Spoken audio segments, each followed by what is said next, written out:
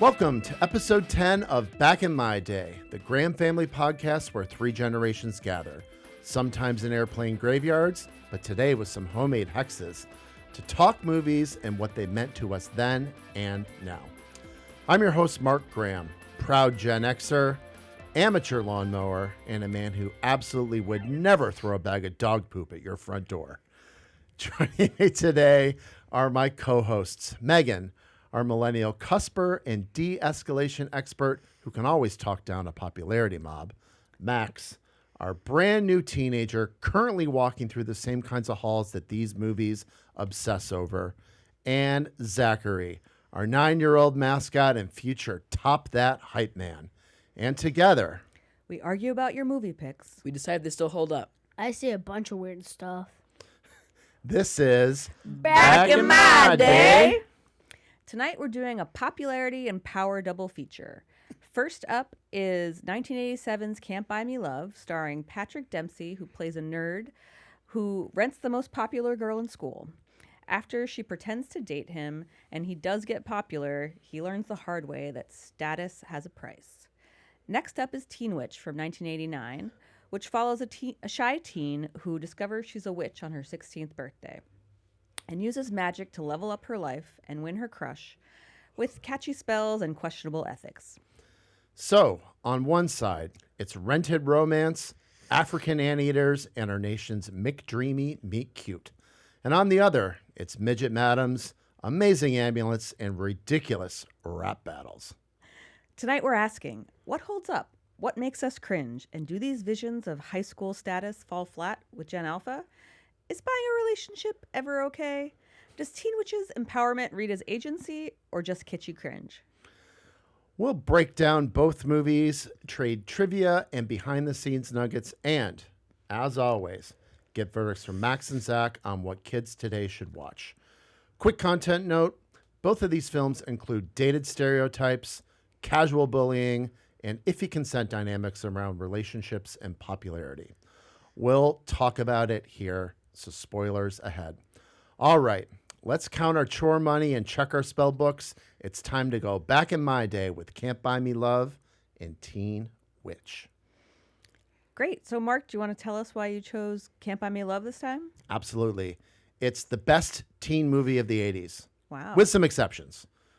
Taking out John Hughes, taking out Cameron Crowe, and taking out Savage Steve Holland. So there's maybe 10 other better ones in this.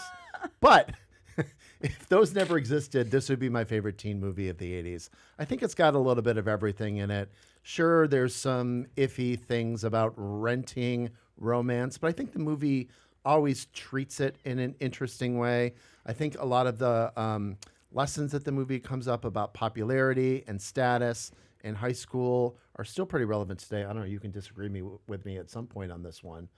But I don't know. I think it really holds up. It's really sweet. It's really cute. I think it's hilarious. But Max, why don't you give us your patented So Basically section about what Can't Buy Me Love is about? So basically, there's this guy, Ronald, Miller. and he's a nerd. He's very unpopular, but he wants to be popular. So he has saved up his money and sees that his crush has, she doesn't have enough money. So she gives him some money. In return, she has to fake date him for a month because he thinks that'll get him popular. And it does. And he becomes one of the most popular kids in school. And he's loving it, but the girl is really unhappy. So on New Year's Eve, she exposes him, and he goes back down to the bottom of the food chain. And he has a huge revelation and gets everyone else to stop being jerks. And yeah, he ends up with the girl for real this time. And that's the movie. So I'm really curious. Do you guys think that Ronald Miller was better as a dork or a cool guy? I thought he looked really weird as a cool guy, like making himself like go like full bald with that hairstyle, like the slick back one. Yeah. Like, tough choice. Yeah, those Slick things. back hair was very popular in the 80s. So this was... And how come no one else had it? Because he Well, was so did cool. Did you have it? I did not have it. I didn't have cool hair like that. I was definitely never the coolest guy in school. But I did always have crushes on the head cheerleaders. So I could relate to that part with Ronald McDonald Miller. I think that was. Didn't the phrase "tragically hip" come out in the 80s? Potentially, there was that 80s Canadian band, Tragically Hip, for sure, and yeah, I think that's a popular phrase from the day. But that's one of those things where some 80s looks were so crazy. And I know in the 90s, when I was a teenager, nobody wanted to look like the 80s because they were pretty extreme. But I mean, I think stylistically, he mostly looked better as a dork.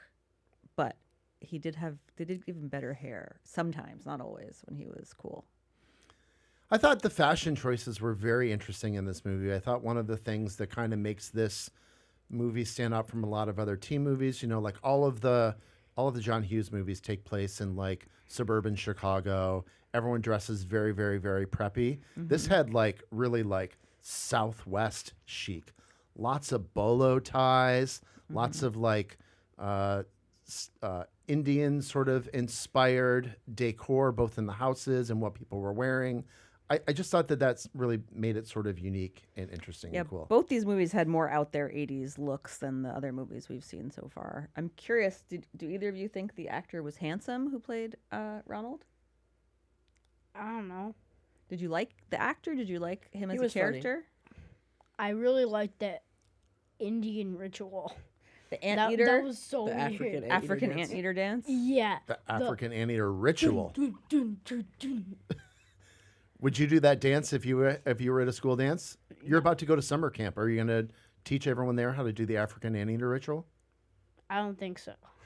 I don't even remember. And like, looks like you're like slapping drums or something. Absolutely. I think that's absolutely what part of the inspiration was from. And that scene of a very famous scene, it happens at the school dance. It's sort of really meant to indicate that the rest of the school has been blinded by popularity because Ronald Miller was dating Cindy Mancini, the head cheerleader at the school.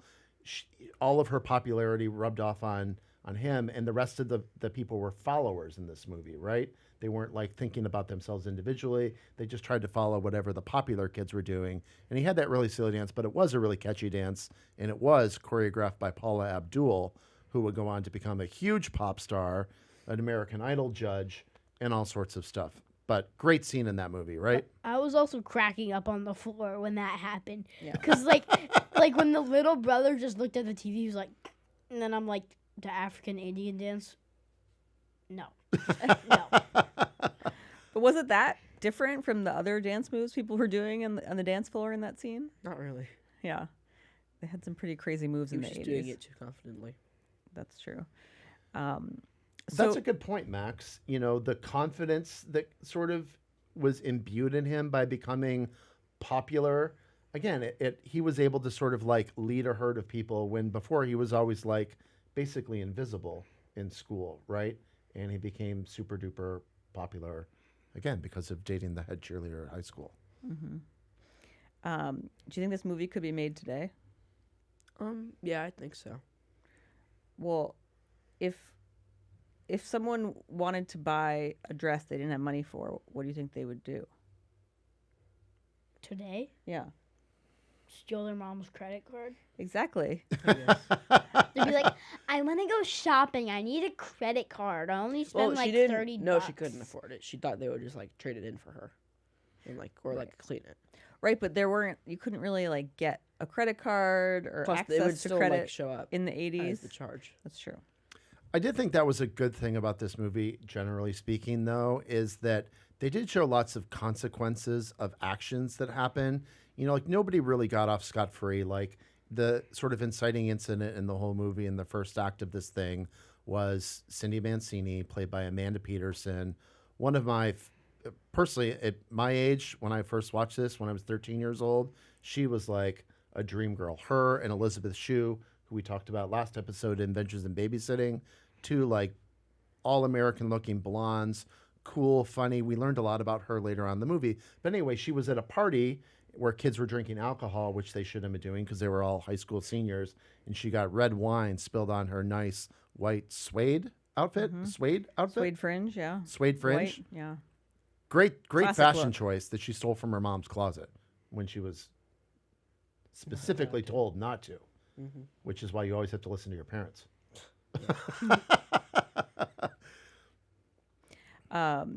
So one of the things I thought was interesting about this is Patrick Dempsey, who is the main character, went on to become McDreamy on a very popular show called Grey's Anatomy, and he's also been named the sexiest man alive, which I'm curious if you could predict that from this movie. Never. I mean, obviously, looking back at it today, you can say like, "Oh, that's young McDreamy," but back then he was like super nerdy, right? And a teenager. I don't know. What did you think, Max? Wait, who was named I don't that really know. thing? The main character. The main character. Ronald Miller Ronald. starred on a soap opera later on in life called Grey's Anatomy about good-looking doctors at a hospital, and his nickname was McDreamy because he's so dreamy. He was a nerd. Right, but then he In this grew up to movie. be super duper handsome. Well, what made him a nerd? Dorky hair, Mm-hmm. People I hung out with. glasses. Glasses. He didn't wear Gross. glasses. What's wrong with glasses? Nerds just be like, That's just nerds, though. Well, they did, obviously, that was a big sort of trope of a lot of these teen movies, is that if you wore glasses, you were a nerd. Obviously, that's not true, has never been true, but it's a really easy way for costume designers to say, like, oh, they take off their glasses and all of a sudden they're like devastatingly handsome or like very, very beautiful. Oh yeah, we haven't gotten to that whole trope in movies yet. No, but it's coming through. This is like one of the first to really do it.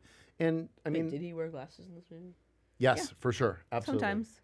Unclear if he needed them because they did seem to go away very quickly. And he was like the guy who was just riding his lawnmower around. He was like a really hard worker. He saved up $1,000, which I think that they said that he mowed 283 lawns to save up for the money for this I movie. think it was about 283 precisely. Lines. just about. Well, I did watch the movie and pay attention and take notes, so it was 283, but it might have been 287. Pretty sure it was 283. As an expert, what did you think of his landscaping skills?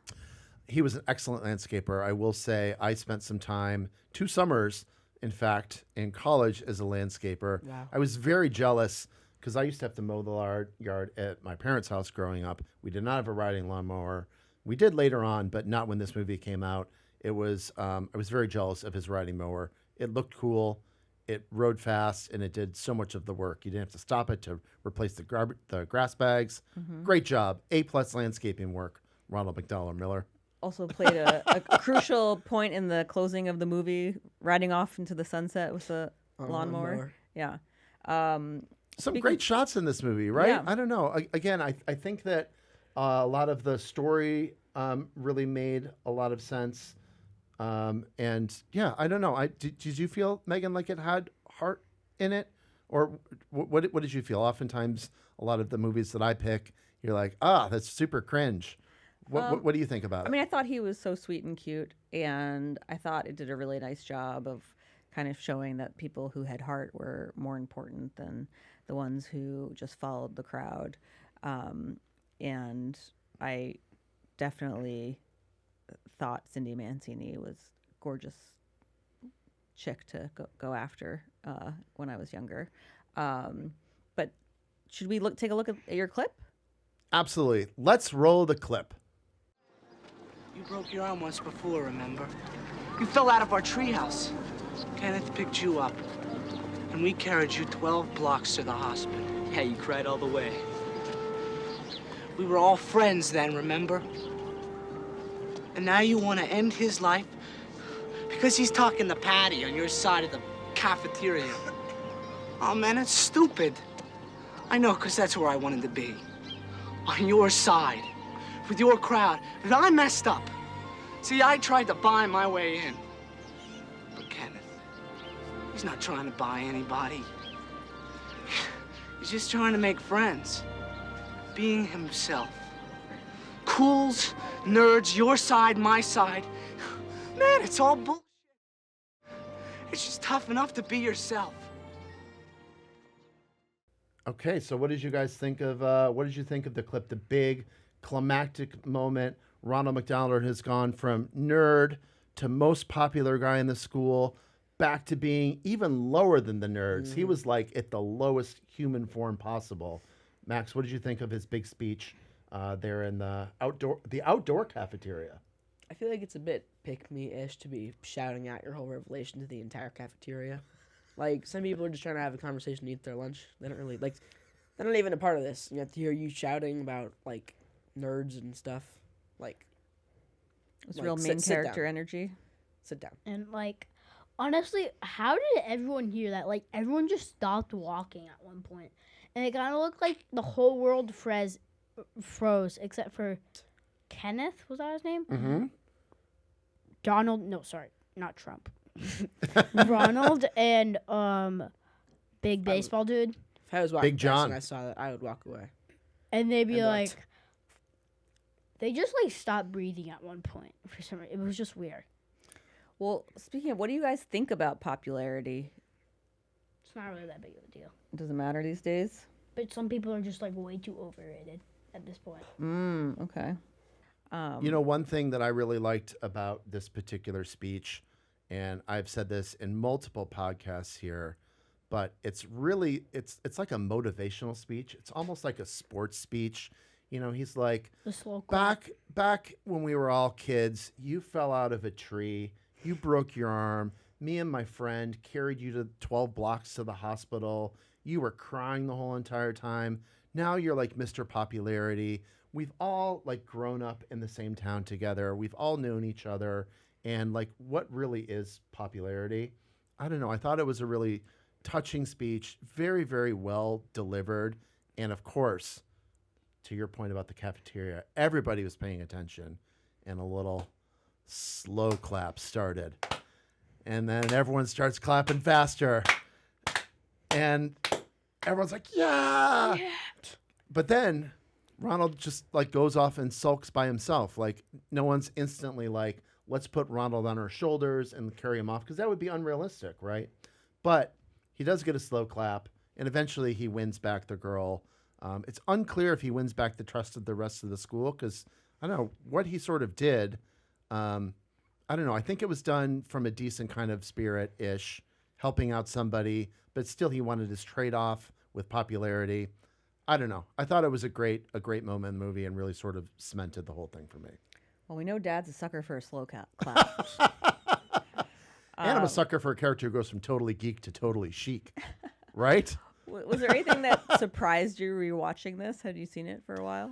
I hadn't watched it in a long time, but I swear I watched this movie 40, 50 times growing up. It was on HBO a lot. It was like always on TV. It was something we talked a lot about. And I think the other sort of element that we haven't brought up yet here is, well, maybe we mentioned Seth Green very briefly, but Seth Green plays Chucky Miller, Ronald McDonald Miller's little brother. And Zach, you were just dying every time Chucky Miller came on screen. Yeah, like, and like the most funny part personally for me is when he was in the car and he was just like grossed out, but then someone farted inside the car and he like came out like gasping for air under a blanket. He was like, Oh yeah. Those are two separate parts of the movie. Well, That no, merged into one it part. it happened to him in the car. But Zach is absolutely right, No, Max. there was one scene where he was grossed out by the two people. They were kissing. And there was another scene where someone farted in the car. No, he got farted on both those scenes. Both, yes, He did? yes. Yeah. So he got farted on absolutely. twice. I thought- And Yeah. and Seth Green was on a real heater in this movie. You know, like most like little kids get a line or two in a movie. He had multiple scenes where he was like sort of the lead actor in it. And this was a huge point for him. At this very same year, he shot this movie called Radio Days, which was a Woody Allen movie, and he played like the Woody Allen part. The movie's about Woody Allen, who's this famous filmmaker growing up in Brooklyn in like the 1940s. And Seth Green did that, and he went on to be on Buffy the Vampire Slayer, tons of hilarious comedies, an awesome actor, and this was really sort of his big breakout role. I think he was really funny because the movie would have been like if he wasn't in the movie, it would have had like the same effect. He's just there for the love of the game, just to be just to be annoying. Like he's funny. And the airplane graveyard scene was a great scene. I don't know. I thought that, again, it's Amanda Peterson had some rough difficulties in her life, but in this movie she absolutely shined, and I think, again, is sort of like the best romantic leads of an 80s teen movie. Yeah, that's Absolutely. great. So, what'd you guys think of this one? How many Zachs would you give it, Zach? 3.7 out of 5. That's pretty good. That's pretty good for you. Zach? I think like a 7.7 out of 10. That's great. Would you recommend your friends watch it? If they were thinking about it, sure. But like, I wouldn't be like, oh my gosh, this is a movie you have to see. Like, Fair. It didn't elevate to that category for you. That's fair. Again, I think it hit me at a specific point in time in my life, and again, it's really sort of stuck with me. And again, I was just really impressed by how it all came together. And it's also, I think, one other real movie nerd thing about it. It's like sort of a perfect screenplay. There's this whole thing in screenplay writing and also in stories in general called a 3-act structure. And this movie is 90 minutes long. Each one of the acts is exactly 30 minutes long.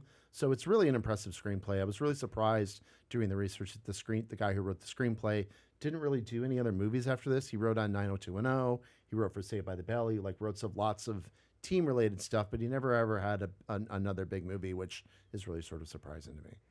And of course, there's the Beatles song in it. Great time for the Beatles. Michael Jackson had just bought the Beatles catalog. That's why you heard the Beatles music in Ferris Bueller. That's why you heard it in this. The Beatles never licensed their music to anybody, but Michael Jackson bought all of their stuff in the 80s and then started selling off the rights. Great movie. Thanks for watching it, everybody. Good pick. Our second movie today is one that I had never seen before, and I wish I'd seen it 10 million times after watching it. 1989's Teen Witch. Max, can you give us your patented "so basically" about Teen Witch? so basically, it's this girl who on her 16th birthday discovers she has powers from another witch, and she trains her magic and hones her magic to try and become more popular. And she had a bunch of hijinks ensue, and she ends up casting a spell to make herself more popular.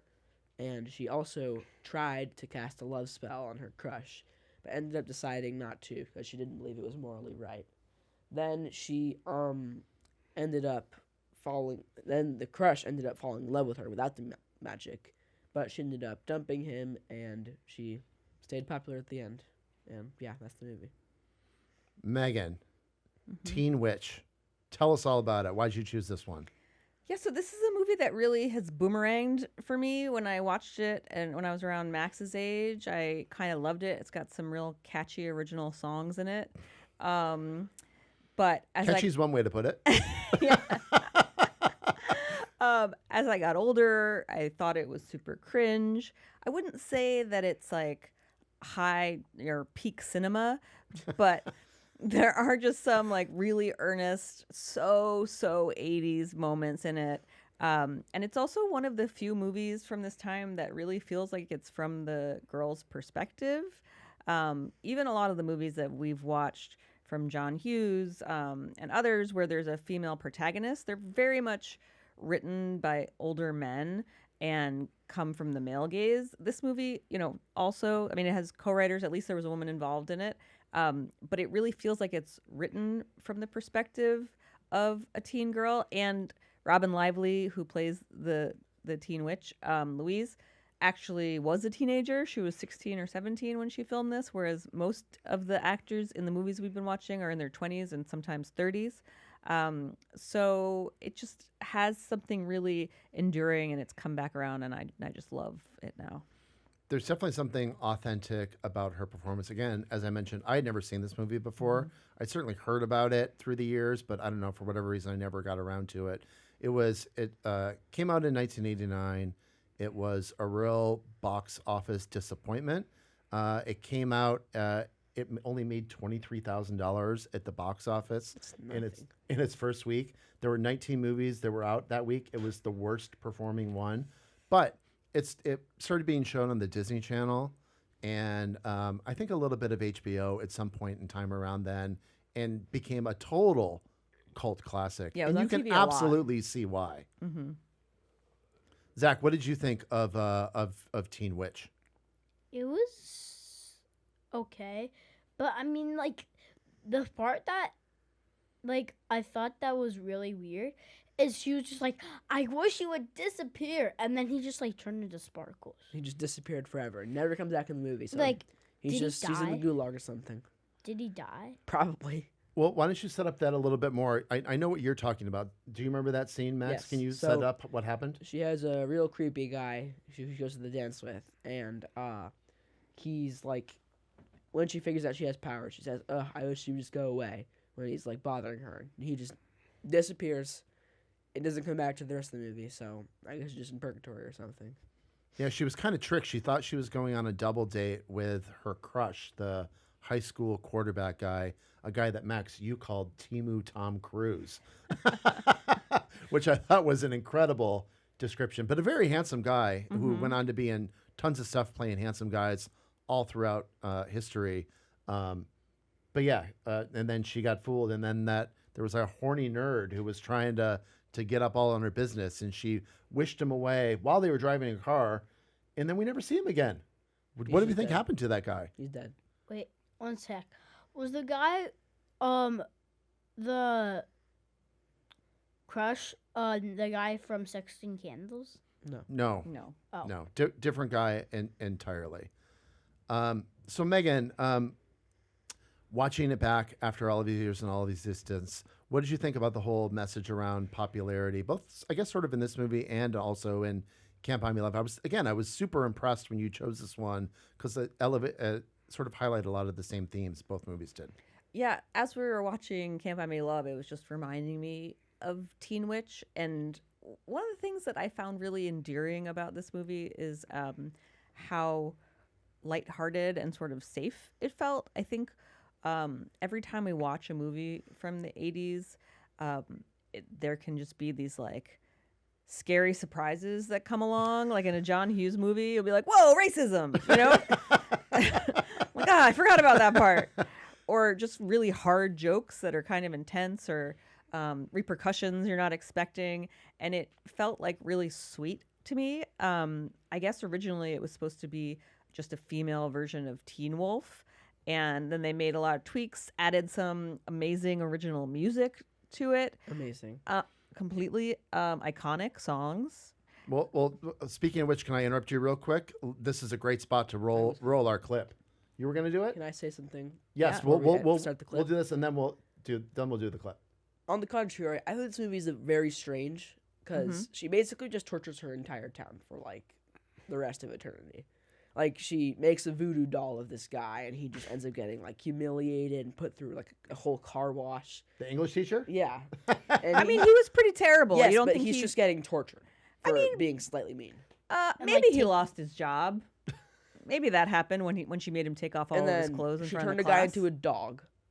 Turned him right back. Took a bath. He And needed a then bath anyway. She wished someone out of existence for the rest of eternity. Is the world any presumably. worse off for not No, but having she that killed guy in someone. it? Maybe. He probably I showed think up that again. horny nerd deserved to be disappeared. But let's roll the clip.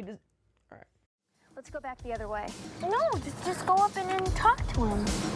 Are you kidding? I'm so embarrassed. Look at how funky he is.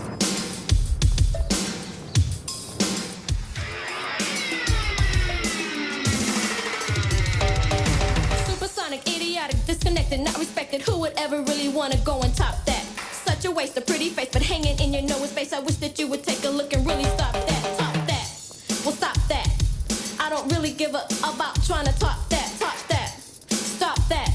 I wish you finally take a real look and really stop that. What's this? Stop that. What gives? Top that. I don't really give a about trying to stop that. Top that. Big deal. Stop that. Unreal. You can try until you blue. I will make a fool of you. Top that.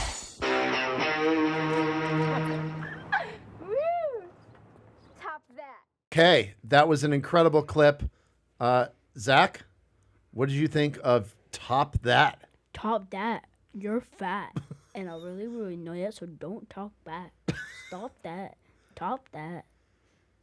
I mean, are you ever going to forget that very strange white preteen rap? Probably. There were multiple raps in this movie that were incredibly strange, really hilarious, very dated. But again, I ate it up. I thought it was incredible. It did sort of come out at a time when like hip hop was just sort of crossing over into sort of really mainstream. By mainstream, I mean like white suburbia kids were getting really obsessed with rap music. And Max, you were sort of talking about when we were watching Top that like it sort of seemed like they were about to swear all the time, but they didn't. So I feel like if they wrote the song for the movie, They did. they wrote it to have swears in it, but then didn't say the swears in the movie, which just seems a bit like stupid. I think that's what in the 80s they would call edgy. No, but I mean, like that's just like part of the feel. Like it like keeps the vibe going. Like If you're I don't writing a give song and you about can't that. say a bad word, Top that. if you're writing a song and you can't say a bad word, then why are you writing a song to have a bad word in it? Because you want to like feel tough, but still have a PG/PG-13 rating. I also No, feel like just- it's PG-13, so they could say like crap. Once, right? You get one curse. Yeah. Yeah, but like they could say crap or something else that would fill Well, that in. I think the thing about this movie, which I didn't realize the first time watching it, is it's basically just a massive cultural land grab. Like there aren't a lot of original thoughts in this movie. There's It's a everything has been done Teen before. Teen Wolf, Timu Tom Cruise, a lot of knockoff stuff. There's a little bit. They actually tried to get Debbie Gibson to be the star in it, and she wasn't available or wanted nothing to do with it. Who knows? They had a Susanna Hoffs type singer in it who I thought was Susanna Hoffs Shauna, at first. Yeah. And you get closer, and it's the Timu version. Lots of like, crazy 80s tulle skirts and hair ties. Lots of what do you call it when you see? This is where Teased hair, crimped hair. This is where I'm struggling being the only female in the room. But so they like saw these things happening that other people did, and they just threw it all into the movie, which makes it a pretty uneven watch. Especially when we were watching the beginning, and the intro is sort of like a music video, sort of like an intro to that show Silk Stockings that was really popular in the 80s. But I found it all quite charming. It was a watching little now. like kind of like a White Snake music video, a little risque, a little Yeah, it was soft chorish. a lot of like really slow moving, almost stop motion footage. Absolutely. Everything felt a little bit low budge in this thing. I thought for sure this was a TV movie, but as I learned during my research, turns out it was actually released in theaters. But you can see why it came on. And it also, as I should mention, there were a lot of things between both of these movies that we watched today, Can't Buy Me Love and Teen Witch, that both things had. Both movies had a nerdy lead with an even nerdier best friend, right? There was a scene in girls' locker rooms. Zach, what did you say about girls' locker rooms? They're so misty when they're in movies. Like it's just like is that all hairspray or like Smoke what's going on? machines. Smoke machines, steam. I don't know. It's just sort of a thing of the 80s. all vibes. But both movies had that. Both movies had annoying little brothers. Both movies had bolo ties as sort of a peak fashion moment. And both movies also had this person. Her name is Tina Caspary. She played one of the friends in Can't Buy Me Love. One of the friends in this, who during the research we learned was almost Kelly Bundy on Married with Children. She filmed the pilot and they recast her, which ultimately went to Christina Applegate. Great choice by Married with Children, but really unfortunate for Tina Caspary. Quite pretty, seemed like a fun actress, good thing. But I don't just know if she has mentioned, range though, because she's the same character in both movies. good point. That's probably why she got cast out of this pilot. But I did mention Weird Little Brothers, and Weird Little Brothers are an interesting little thing from the 80s movies and 90s movies. I came up with a couple. You guys tell me who your favorite is, who the most annoying is. I've got a few here. So, of course, in Teen Witch, there was this guy, Joshua John Miller, a very weird dude who played Richie. Can't Buy Me Love had Seth Green, who we talked about a little bit earlier. In Home Alone, Kieran Culkin played Fuller, who was... He's a cousin. He's a cousin? Yeah, not a brother. Whoops. Yeah. I should have done a little bit more research, but he did pee his pants. There was Badger in Better Off Dead, the guy who picks up the book, How to Pick Up Trashy Women. And then there was Mike in 16 Candles, who was just a real jerk. Do you guys have one of those who was your favorite or least favorite or most annoying? I hate Max? the one from Teen Witch. He's just like, I hate his whole vibe. He's just annoying and like stupid and like weird the whole movie. He did really chew up the scenery. Yeah. He's also just like not funny. He was Although a little his extra, voice- wasn't he? I really wanted to be redoing. I'm kind of surprised Zach hasn't been talking in that voice since we watched the movie. I liked the guy from Badger from Better Off Dead, and I also liked the guy from Can't Buy Me Love. Since the guy in Can't Buy Me Love was trapped under that like blanket for like so long, and like, but the guy Badger picked up that book, but he still didn't talk the whole thing. And when he picked it up, he's like, like grinning ear to ear. Speaking of the little brother and then from Teen he just Witch. exploded the loop with a rocket going to Mars. Speaking of the little brother from Teen Witch, and also speaking towards her just torturing people, he's just like a butler for the rest of his life in fear of being. He was Yeah. on turned into a dog drugs, again. remember? No, Yeah, he was like, is he on drugs? he's Oh, not. no, that's what his parents thought because he was actually being a good kid, and they Yeah. weren't used to that. But like, again, he's just in servitude for the rest of his life. She's just still torturing people for time. Well, it was really there were a lot of like really unclear things about this. Like she threw away her amulet. Did that mean that that all of her spells were broken and she no longer had any powers, or was it just with the boyfriend? And with both of these movies, there were some really like permeable boyfriend-girlfriend relationships where Brad in this movie comes over and kisses Louise on the dance floor, and his actual girlfriend is standing right there. Yet you're supposed to root for the heroes to make out. Same thing with Can't Buy Me Love, is that Cindy Mancini had a college boyfriend the whole movie, but was dating multiple other people. But you didn't have to worry about those things back then. There were no cell phones. It was really hard. The only way you could communicate with your high school quarterback boyfriend in Iowa was via letter. So it took a long time for letters to get across the country guess so. at that point in time. Lots of saxophone in this movie. And I just have to say, I was very surprised by the French kissing in this movie. Oh, yeah. It was very Aggressive. Frenching. Because I always sort of remembered it as a Disney movie, and yet, yeah, that was a lot of tongue. And they did go to that weird murder house to make out in the yeah. middle of nowhere, which was a very strange scene. Yeah. Could have Wait, gotten like What murdered. murder house? Well, remember they went to an abandoned house that like had like The torn up wood one? carpets. Oh, yeah, and like that she one. took her shoes off, and you're like, yeah. ah, Put your shoes back on. Yes, put your shoes on. You're gonna step on a rusty nail and get tetanus. I don't know, Megan. Anything else about this movie you wanted to mention? No, I think we covered most of it. I looked back on it fondly. Zach, how many Zachs would you give this on your patented scale? I'm torn between 3.5 and 3.6. So this is very exact, but 3.55. Wow, that's a lot higher than I thought we were going to get with this one. Max, what do you think? I give it like a 4.9 out of 10. This movie did not hit with me. Like, Same. it's just been done before. Like, it's not a great movie. But don't you sort of feel like, I don't know, I feel like your conversation around this movie has been really animated. Like there are lots of things that you really didn't like and hated about it. It's just a strange movie. Do you know about the concept of like you love to hate something? Does it kind of hit that yes, spot but for you? It doesn't. It's not like that. Are you sure? I just don't really like. It's just a weird movie. I just feel like we're going to be hearing the rap for Top That for a long time to come in our household. Ernest to Camp was on, and like on streaming services, Max would have been like so mad. I think that's a movie that Max would hate to hate. But I think this one, you had lots of, Hate lots. to hate means you like the movie.